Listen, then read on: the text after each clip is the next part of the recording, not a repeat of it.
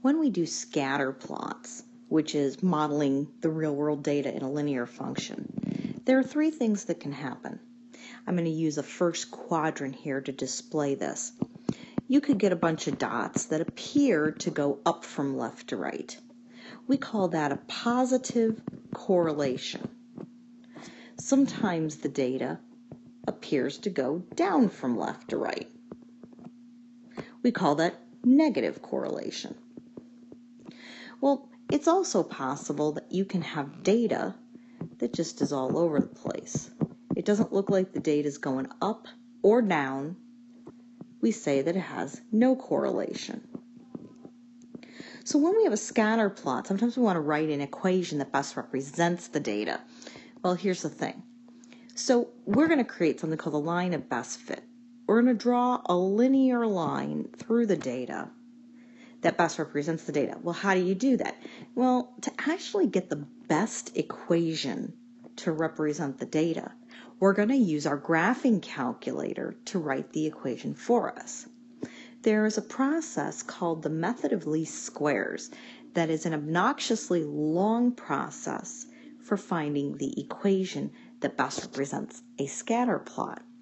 The graphing calculator is going to simplify that process for us. Before doing this example that we're about to do, you should have watched either the YouTube video on how to do scatter plots and equations on your calculator, or you should have gone through the handout given to you on how to do this on your calculator. So we are given a table that contains the carbohydrate and calorie content for 8 foods ranked according to carbohydrate content.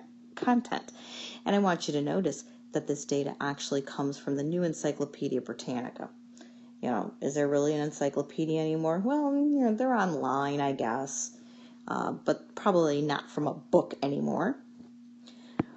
In order to use our calculator to find the regression equation, the line of best fit, we're going to call one of these columns X and one of them Y. We usually call the first column X and the second column Y.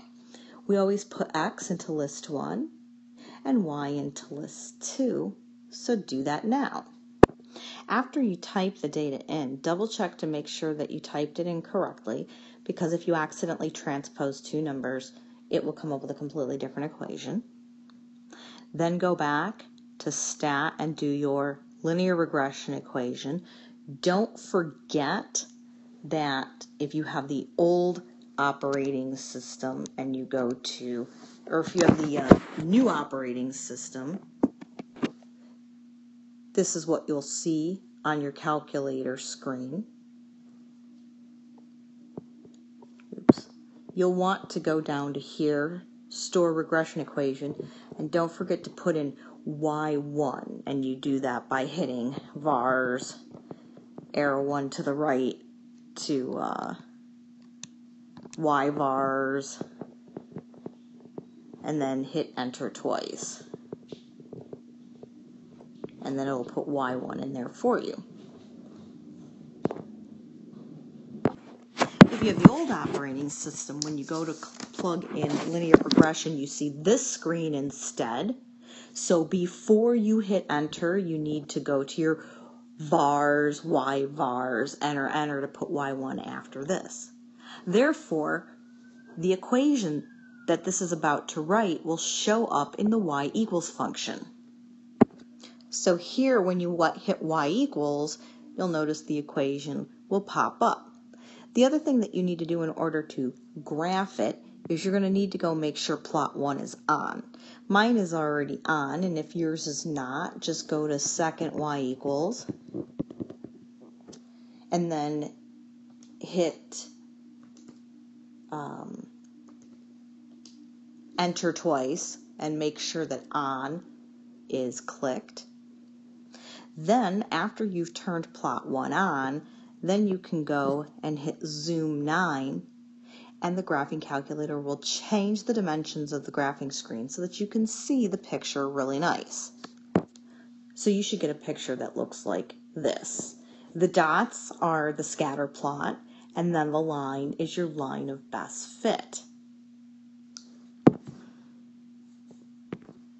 If we go back here and look at the equation that the graphing calculator gave us when we did the linear regression, you'll notice that approximately the equation of the line of best fit is y equals 4.70x minus 1.43. I like to round things to the nearest hundredth place. Now, if you don't have r squared and r on, I do address that in the video. You need to go to your second 0. That's the catalog function. And then you need to scroll down till you find something called diagnostic on. And then once you get to diagnostic on, hit enter, and then it should say done.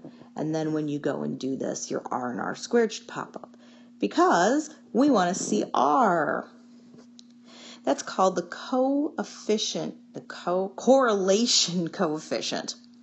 The closer the correlation coefficient is to either +1 or -1, is the stronger the equation, the line is to representing the data. So we have something called a strong positive correlation. This is a strong positive correlation.